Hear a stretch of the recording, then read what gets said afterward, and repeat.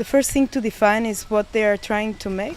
If it's a house for them to live, if it's a house they plan to rent, if it's a rental, if it's both, actually. That's important because it will have the influence on how we accommodate the spaces, what type of materials we use. Also, many times, as is the case of this house, people that are planning to rent the house ask for a little guest house for someone that can live there, or for the owners to go to when the house is rented. Need to come up with a kind of financial plan for the house, like what you're trying to achieve, what the goals of that will be, and then that informs kind of all the decisions that happen after that.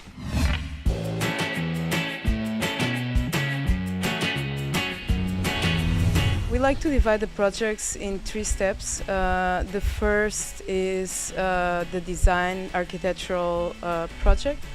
The second is the permitting, and the third is the construction. So it's basically, when you think about budget, you can also think about these 3 steps, right? The first, you need to have the material to hand out to permits.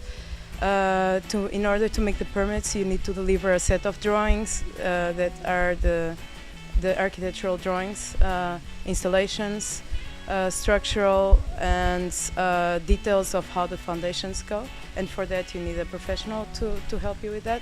So that's the first part of the budget. The second part of the budget are permits, and there's also other things to have in consideration, which is the engineering. It concerns the survey on site to make sure what you have underground, if it's really stable soil to build on. Structural engineering fees, comes included in the project. And the third is the construction itself. And another thing that is very important too to define in the budget is a house with pool or without pool. Pools are expensive. It's more depending on the size of the pool and whether you are okay with having to do maintenance every day, or you prefer to have a system that cleans itself, the pool.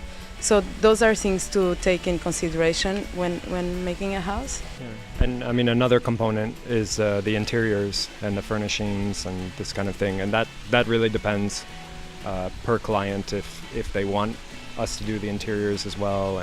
But that's something that is broken apart. So all of these things are basically broken apart in different aspects of the budget.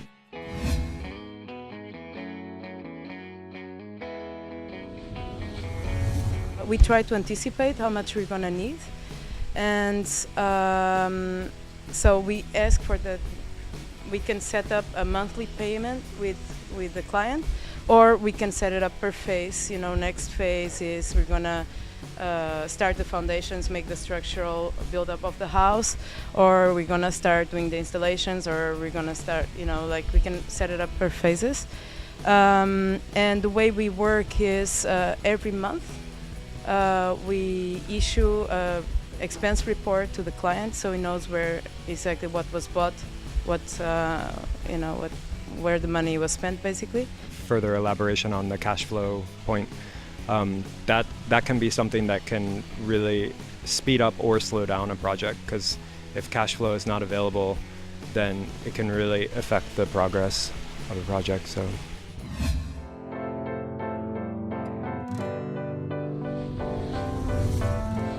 I definitely recommend that you rather go with an architect, and it's not because we are architects that I'm recommending this. We worked with a lot of contractors in the past, and the fact is that contractors are budget-based, so to say. They will offer you a price for the house, and then whatever shortcuts they can take to make it cheaper, it's money and it's profit that they are making. I do think that the architects, in the end, they are concerned with the looks of the house, with the quality, with the satisfaction of the client, and I think they are always going to be on the client's side.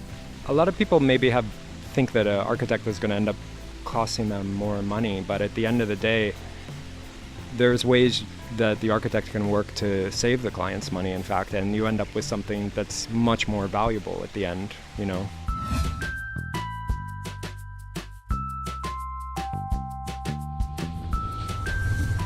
We are more into open collaboration, which means it's not that we're gonna do one option and do one scheme and then just insist and going on there. I think the way that we like most to work is like understand the qualities that the clients are looking and then develop 3 versions of it, for instance.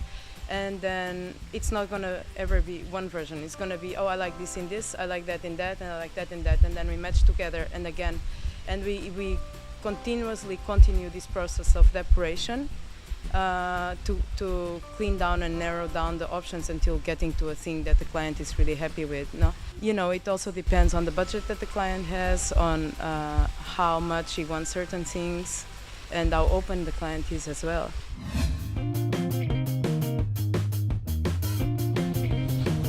We like to break it down in like sub-phases. So what we're gonna do the coming month, and we estimate that it's completed in this time, and then we can plan the next phase and consequential. It's definitely not so easy, nor we like, because we prefer to not compromise quality to make things happen at a certain time. So we definitely prefer, you know, if it happens tomorrow and tomorrow can happen much better, or if there's suddenly an opportunity for today to have that happening like much better, then we go for that, and we juggle things around to make that happen in the best way possible, rather than being really stressed about a timing and then compromise the quality or compromise the different steps or the sequence of different steps. It's an inherently difficult task to plan something that's going to take over a year probably from start to finish. Of course, it's very difficult to control that. But, you know, based on previous experience, and I think the biggest thing is keeping everybody in communication and you understand why there's delays, and then there's times when you can kind of speed things up and adjust things. So, yeah. But it's an inherently difficult task for sure.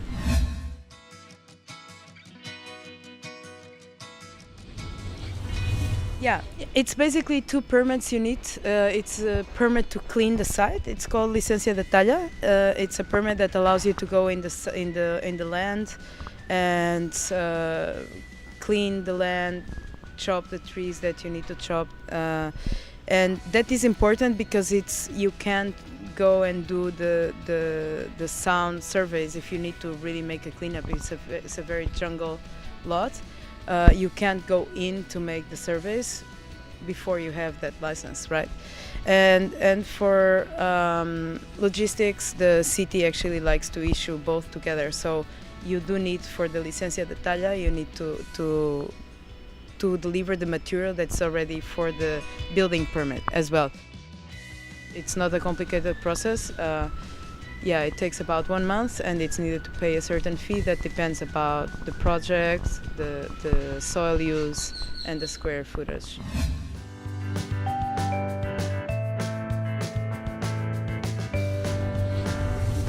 I think that the architect, you know, they're going to devote a year of their life to doing this project, and they want it to turn out well, because that's going to lead to future work and everything for them.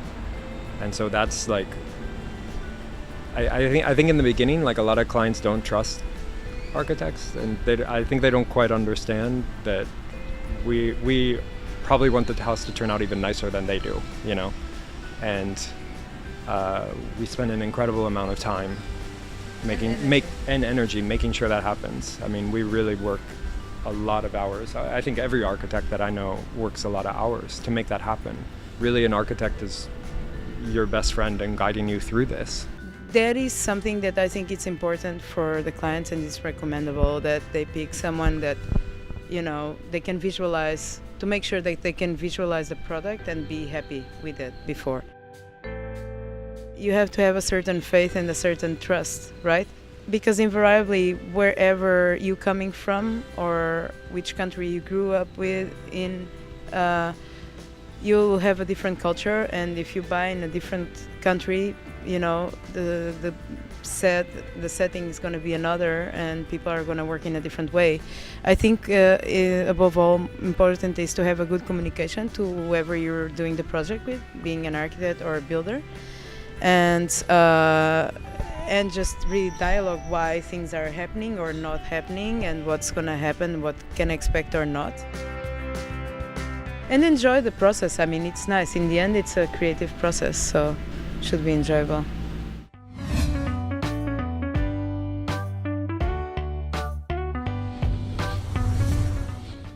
This particular client was actually very informed design-wise. He knew what he wanted, he knows what he likes. So he informed a lot the project, and he was involved throughout all the different steps of the project. This was a remodel, was a house that existed, that he's renting, and we transformed completely. The process of this house was particularly interesting because I think the client, in the beginning, he actually hired us just to do this main level. And we started there, and then it's like, okay, let's add some rooms below as well. And then we kind of went floor by floor. In this case, I mean, we kept the shell of the house, but the interior was totally redone. We really opened up spaces, made it more spacious. The house was very small, of little additions, because was done in different periods by different people. So what we did was basically like cleaning all the interior and maintaining the shell, open up the house to the exterior, adding all these exterior decks to make the house actually really strongly related to the outside, to the outdoor jungle. No?